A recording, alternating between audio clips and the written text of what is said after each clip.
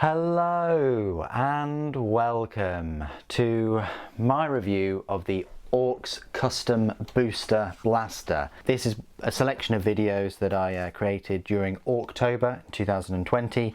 Hope you've enjoyed all the Ork related content and videos. I do have a playlist called Orktober. I think it's brilliant. Anyway, moving back onto the model. This model will set you back £30. It's the same price as all of the other buggies and the Deathkiller Wartrike and basically all those 6 units. They're all the same price, £30. One sprue, which is very expensive. You've got the base, it's optional. I haven't glued mine onto the base, by the way. That's why it looks so loose on there. I'm still deciding whether to put them on bases or not. I think I might do that. I think I might go down that route. I might give in and just put them on the bases. It just adds an extra dimension, and I can do the Agrellan Earth pretty well, but I think I'll only glue them on the bases afterwards, because otherwise it's going to be an absolute pain to get under the wheels and things, and it's not going to be fun. I've learnt that the hard way with the scarabs, so I think they'll go on the bases at some point in the future. Okay, so the format of these videos is that I will be looking at all of the detail and getting close-ups of the model. Then I'll be going through any spare parts, of which there aren't any in this kit. I'll go through the size comparisons with a load of vehicles and the stomper as per usual, and then we'll do a handbrake turn, pull a burnout and crash into the rules section of the video. First things first, I like this kit. All these kits are awesome. Probably my least favourite is the Shock Jump Dragster, because it just looks like a little racing car, but the rest of them look very orky, very kit bashed in a way. I think that's where Games ORKshop would go in, and some of them do have some decent options. Rules wise, they're a bit, yeah, meh, I guess. You know, nothing really stands out that much, but these are very narrative units, great for the collection, and great if you want a sort of fast moving force. And this is the closest we're going to get to Mad Max kind of models in 40k, I think. You know, unless GW pull the finger out and release some different ATVs or dirt bikes from the Gene Stealer cults, you know, that they can do it. They can make sort of wasteland buggies and things like that, and I hope they do that with like the Talon Desert Raiders or other Imperial Guard Astra Militarum regiments and things. Anyway, let's have a look at this model. So here it is, the Kustom Boosta-Blasta. It's a bit like a hot rod. I need to clean up the glue line there, and definitely there, maybe put some green stuff, but that's a work in progress thing. You've got this top turret, this rivet gun thing. I'll go through the rules of that in a moment. It's amazing though, isn't it? Look how many exhausts this thing has, and it's got 2 engine blocks with the cam belt just out in the open. You've got some nice tusks at the front. The wheels are very spiky. It's probably one of the reasons why I need to put it on the base, but it's very spiky just to pick up. These spikes are, yeah, very sharp. You've got a Gretchen there with a load of cogs and things at the back. He's chilling out with his little snub pistol thing. You've got this rivet gun that's firing these big rivet things. It's a mental. You've got like a gauge there. I guess it's measuring the pressure that it's launching these things out. You've got a Gretchen here. If we can just zoom in, maybe I should zoom in more of these models because there's so much detail. Yeah, I'll never be able to paint in there, let's face it. But still, this little Gretchen is uncranking the nozzle of the NOS, I think. You've got this Ork in there. With his hand on the gear stick. Yeah, I guess they can operate gears and whatnot. They've got this innate understanding and knowledge of machines and how they work, and you'd think that they cobble them together and they wouldn't work, but yeah, they kind of will it to work, and that's enough apparently.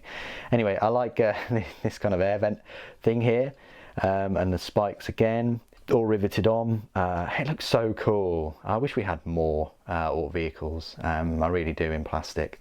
So yeah, this is, and then this gunner at the top is a bit of a bionic. He's almost like a servitor in a way. He's connected to the cannon, and he's just holding a drumstick. I mean a potato masher, like a stick bomb grenade. So yeah, a really cool little model.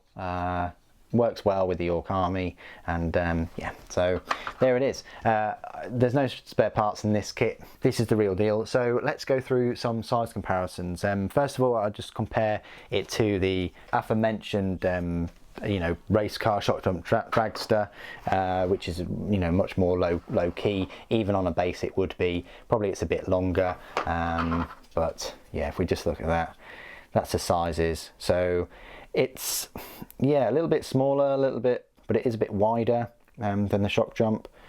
Obviously, you know, the engine, whatever's going on back there, looks incredible, and then we haven't really got anything. We've got the engine on the front, so that's how it sort of holds up to there, next to the Deathkiller War Trike, which I'll try and do try and include in all of these reviews. But that's how it holds up there. It's an all right size, I guess. It's probably one of the smallest of these buggy things, but yeah, there you go. And then next to the other vehicles, such as a more common truck, which is an absolute pain of a kit. You can't really put this one on a base. Maybe you can get a night base to put it on, but that's how it holds up to one of those. If you've already got a truck, it's a bit smaller than a truck. And then finally comparing it to the gun wagon, which is the biggest sort of tracked vehicle I own for Orks. And yeah, it still looks pretty good next to a gun wagon or battle wagon. They share a lot of aesthetics. They all look riveted and hammered together, so you're going to get a nice effect even on their bases, surrounded by these vehicles. But this is what I'm talking about. These vehicles work well without the base, but when you take that off the base, I'm not quite sure. Suddenly it looks a bit strange. It looks a bit like a toy car there, rather than, you know, like a model on the actual base. It's a strange one. I can't really get my head around it, but there we go. And then the final size comparisons I want to make is just with some normal, I say standard Ork models. So there's the Ork War Boss, there is a Ork Boy, and then there's the Gretchen. I mean, the model has a couple of Gretchens on it already, but that's how it holds up next to your force if you already had a War Boss or a load of boys and you wanted to see where it sort of stacks up. Next to some bikes, I've got a couple of bikes there. These buggies and things are going to look awesome next to bikes. So yeah, it definitely has a lot more bulk than a bike, and I think these sizes are very uniform. I don't think there's any discrepancies here. And just because with these Orktober videos I like to put size comparisons with the Ork Stomper, so here it is. That's where it sort of measures up next to an Ork Stomper. It's probably about there on the belly of the Stomper. But you can well imagine these buggies and things milling about one of these massive walkers. And the final sort of imperial size comparisons I like to make is just with the Space Marines. So I've got Primaris on the right, Legacy Space Marine on the left, and Slime Arbo in the middle. As you can see, if you're going up against Space Marines, you know, it won't take more than 5 Primaris to kind of swamp this thing in combat. But it does look very big next to the normal Space Marines. Okay, so this is my part of the review where I will go through all of the rules for the Kustom Boosta-Blasta. Can you guess which section in the Codex these buggies come under? Well, it's not Lord of War, it's a fast attack. It's a fast attack choice, it's a power points cost of a 5, which means it's one of the cheapest out of all the wagons and buggies, along with the Boomdakka Snazzwagon and the Megatrack Scrapjet. Its points cost is a straight up 100 points, nice and simple. Its stat line reads movement of 12 inches, weapon skill 4+, ballistic skill 5+, strength 5, toughness 6, 8 wounds, 4 attacks, leadership 6 and a save of 4+. The unit contains 1 Kustom Boosta-Blasta. It can include 1 additional Kustom Boosta-Blasta or 2 additional Kustom Boosta-Blasters. So you can have 3 in one fast attack choice. That's quite nice. Each model is equipped with a rivet cannon and 4 burner exhausts, and each model's crew is armed with stick bombs and a grot blaster.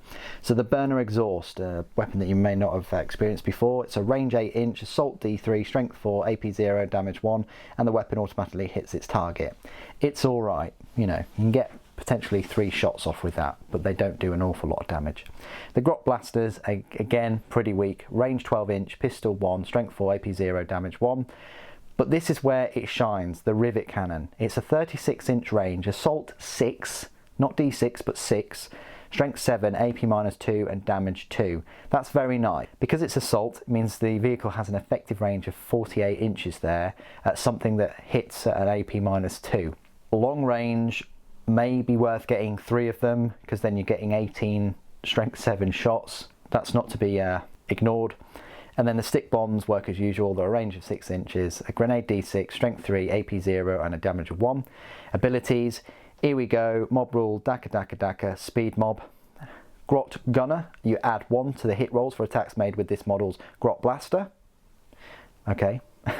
Riding shotgun, when this model shoots it can throw a grenade and shoot with its pistols in addition to any other weapons. That's nice. Spiked ram, each time this model finishes a charge move, select an enemy unit within 1 inch of it and roll a d6. On a 4+, that unit suffers d3 mortal wounds. That's great. I mean, personally I wouldn't really get it into close combat that much. I'd keep it far out of range and just keep firing with that rivet gun, but it's nice if it does charge that it will inflict mortal wounds. Explodes. If this model is reduced to 0 wounds, roll a d6. On a 6 it explodes. Each unit within 6 inches suffers d3 mortal wounds. Keywords, Ork, Vehicle, Speed Freaks, Kustom Boosta-Blasters. So there you go, that is my review of the Kustom Boosta-Blasta. How does it compare with the other buggies and models? Well, the Shock Jump Dragster has exactly the same stat line, except it is a little bit faster and arguably has better weapons. It's got the custom shock rifle and rocket launcher. The Snazzwagon, again, has the same stat line and the same speed. And the Megatrack Scrapjet has the same stat line, but is a bit stronger, has more wounds, but is a bit slower. And again, has arguably better weapons. It's got the rocket cannon on there and wing missiles. So in a way, it's probably one of the weakest buggies, but at the same time, you just can't ignore that 48-inch effective range there. That's the main reason why you're gonna get it. Is to pick off targets from the 36-inch range. Its toughness is all right at 6, but it doesn't have an invulnerable save, but it does have 8 wounds, so it's a bit survivable. However, with those 6 shots at ballistic skill 5+, it's going to be interesting just how many shots you actually do get, whether you get 2 or 3 per turn, maybe even 1. I would use this unit riding around the battlefield, picking off targets. I'm not sure whether I'd just have 1 though. I'd probably have 3 and have them riding around, picking off slower targets. You can harass your opponent on objective points and whittle them down as well. What do you guys think of the Kustom Boosta-Blasta, both the model and the rules? Please do put it in the comments below. It'd be great to hear from you. Thank you ever so much for joining me today. Thank you for watching. For Gork and Mork.